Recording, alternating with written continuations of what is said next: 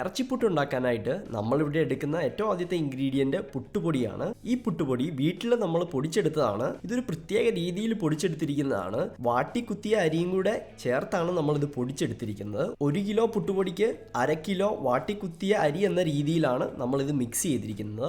4 cup പുട്ടുപൊടി നമ്മൾ എടുത്തിട്ടുണ്ട്. 1 കപ്പ് ഷ്രെഡഡ് തേങ്ങ. പുട്ടുപൊടി നനച്ചെടുക്കാൻ വേണ്ടി 2 കപ്പ് വെള്ളം നമ്മളിവിടെ എടുക്കുന്നുണ്ട്. അതുപോലെ തന്നെ ആവശ്യത്തിന് ഉപ്പും നമുക്ക് ആഡ് ചെയ്യാവുന്നതാണ്.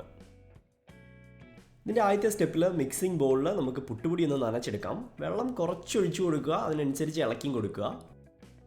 കുറച്ച് നേരം മിക്സ് ചെയ്തെടുക്കണം. ഇത് പുട്ട് നനയ്ക്കുമ്പോൾ ശ്രദ്ധിക്കേണ്ട ഒരു കാര്യമുണ്ട്, നമ്മൾ സൂക്ഷിച്ച് ചെയ്യേണ്ട ഒരു കാര്യമാണ്. കറക്റ്റായിട്ട് നനഞ്ഞില്ല എങ്കിൽ ഈ പുട്ട് വേവത്തില്ല. ഇതുപോലെ നല്ലതായിട്ട് നനഞ്ഞ് കിട്ടണം പുട്ട് പൊടി. ഇപ്പോൾ നോക്കിക്കഴിഞ്ഞാൽ നിങ്ങൾക്ക് കാണാം, അധികം വെള്ളം കൂടിപ്പോകരുത്, എന്നാൽ കുറഞ്ഞു പോവുകയും ചെയ്യരുത്.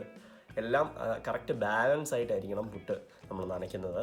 ഇതൊന്ന് സോഫ്റ്റ് ആയിട്ട് കിട്ടാൻ വേണ്ടി നമ്മളൊരു അഡീഷണൽ സ്റ്റെപ്പ് ചെയ്യുന്നുണ്ട്. ഇത് ചെയ്യണമെന്നില്ല, ഇതൊന്ന് സോഫ്റ്റ് ആയിട്ട് കിട്ടാൻ വേണ്ടി ചോപ്പറിൽ നമ്മളൊന്ന് ഇതിട്ടൊന്ന് അടിച്ചെടുക്കുന്നതാണ്. അപ്പോഴത്തേന് പുട്ട് ഇച്ചിരൂടെ സോഫ്റ്റ് ആവുന്നതാണ്.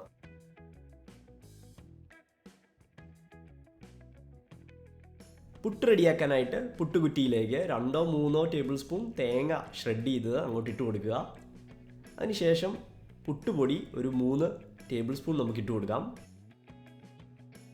ഇനിയാണ് നമ്മുടെ മെയിൻ ഇൻഗ്രീഡിയൻറ്റ് ബീഫ് എങ്ങനെയാണ് ഉണ്ടാക്കുന്നത് എന്നുള്ള വീഡിയോ നമ്മൾ ചെയ്തിട്ടുണ്ട്, അത് പോയി കണ്ടു നോക്കുക. ബീഫും നമുക്കിവിടെ ആഡ് ചെയ്യാവുന്നതാണ്.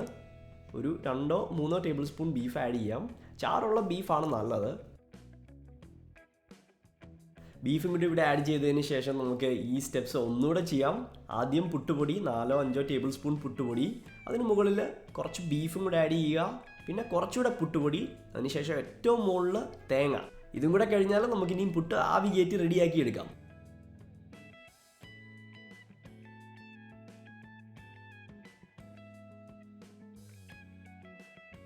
ഇവിടെ ആവി ഒന്ന് വന്നു കഴിഞ്ഞാൽ നമ്മുടെ പുട്ട് റെഡിയായി കഴിഞ്ഞു.